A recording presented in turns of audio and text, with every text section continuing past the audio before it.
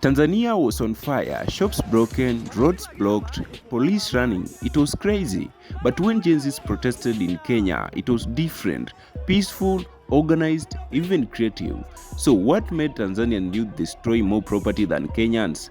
It is not just about anger. It is about how the two countries are led and how the youth are treated by their leaders, Samia Suluhu and William Ruto.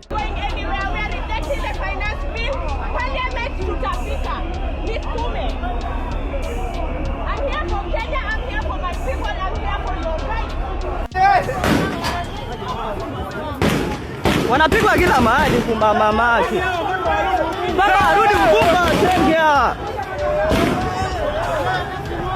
Piga mwendo kasi ya makuma. Mwendo kasi. This is inside Kenyan politics. Let's break it down, starting with leadership. In Tanzania, President Samia Suluhu took over after Magufuli, a man who ruled with fear. For years, people couldn't protest or even speak freely. When Samia came in, she tried to open up things, but not fully. The system was still tight and many young people felt ignored. Now look at President William Ruto in Kenya. Kenyan Gen Zs complain, insult, and even make names about him. Kasongo, for instance, and they are still free. Our country may have problems, but we can talk. That's big difference. Ruto leads in a noisy democracy, Samia in a quiet, careful one. And that silence in Tanzania is what later exploded.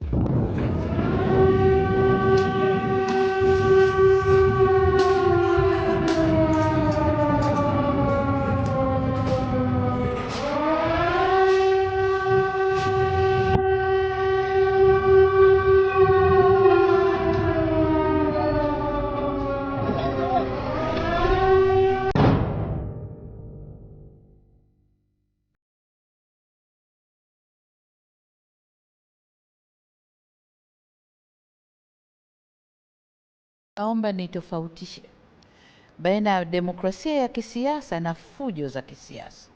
Let me tell you, silence builds pressure. Kenyan Gen Zs have been shouting online for years, on TikTok, X, and the streets. Haunanga huruma. You are not empathetic. Nini kitu imekasisha watu wengi, Mr. President?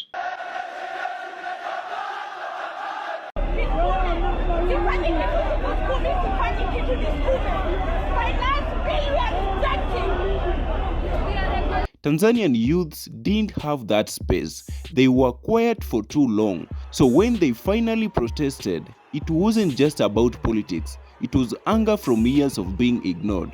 That's why it got so wild. In Kenya, life is hard, yes, but Gen Z's hustle, online jobs, side gigs, content creation, selling stuff, that gives them something to protect. In Tanzania, many youth don't have such chances. Few jobs, few options, less hope. When you feel you have nothing to lose, destroying things doesn't feel like a big deal.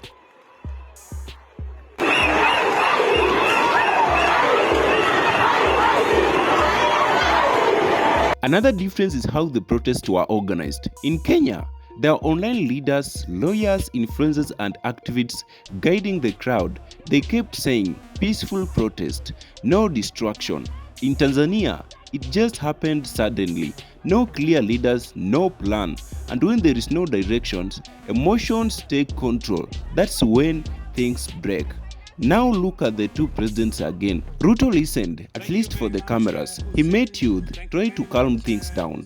Samia's government answered with arrests and tear gas. One tried to talk, the other tried to silence, and the results show. Thank you very much, Hussein. Thank you very much, Osama. Karibuni, all the men and women, good people who have... I have also heard from my good sister who said that what happens to the finance bill? Is it going to become law in 21 days? Because that was the biggest beef. And why did I wait until it was too late? Let me answer it this way. First, let me say that the finance bill today was a victim of many falsehoods and propaganda. Haikutushangaza kuona kuwa baadhi ya vijana waliokamatwa kutokana na kadhia hiyo wametoka nje ya Tanzania. Vyombo vyetu vya ulinzi na usalama vinaendelea kufuatilia na kuchunguza kwa undani zaidi kilichotokea na kuirudisha nchi katika hali tuliyoizoea kwa haraka. In Tanzania, the police were harsh, beatings, arrests, tear gas everywhere. That made people angrier and more destructive. In Kenya, after the world started watching, police held back a bit. That small control stopped things from going out of hand. Tunataka kuuliza wale ndugu zetu ambao walikuwa wanamuunga mkono Captain Tesha kutoka huko JW wako wapi? Maana inakuwa ni kama usaliti, wazee wanatuonea, wanatupiga, wanatuua. Wameshapiga watu kadhaa risasi, mimi nimeona 3, mmoja ameshakufa. JW mnafanya nini kweli? Mnakubali kutoacha JW kweli? Wazee wenu si machali wadogo, hatuna mafunzo, tunateketea road kwa ajili yenu. Kuna watoto wenu wazee tunawapambania, angalieni hili jambo. Angalieni hili jambo wazee, tukipata nguvu yenu kidogo, watoto wenu wanaishi vizuri mazee. JW, mimi na imani kuna mkuu mmoja pale amenisaidia pale, tumemwona amesema anarudi. Yule jomba amenibeba mbele ya bonnet, nimemkubali, yule ni mwamba yule. Tusubiri tuone tu kidogo, JW msiangushe. It is evident that Tanzania agencies destroyed more property than Kenyans, but it is not because they are bad. It is because they have been quiet for too long. Kenyan youth speak up often. Tanzanian youth were holding it for years. Both are angry, both want change, but one group had space to talk, the other didn't. That's the difference between Ruto's loud Kenya and Samia's silent Tanzania. Yes. Kama ni mzuri anaweza kudeliver na kuleta yale ambayo wananchi wanataka, mimi namtumia tu, namuingiza kwenye system zangu, twende, namtumia. Kwa hiyo nataka waje tukae tuone tunakwendaje na hili. If you liked this breakdown, like the video, share it and tell me in the comments. Do you think Samia's soft style made things worse? And is Ruto really listening to Gen Zs or just pretending to? This is Inside Kenyan Politics, where we speak truth the Kenyan way.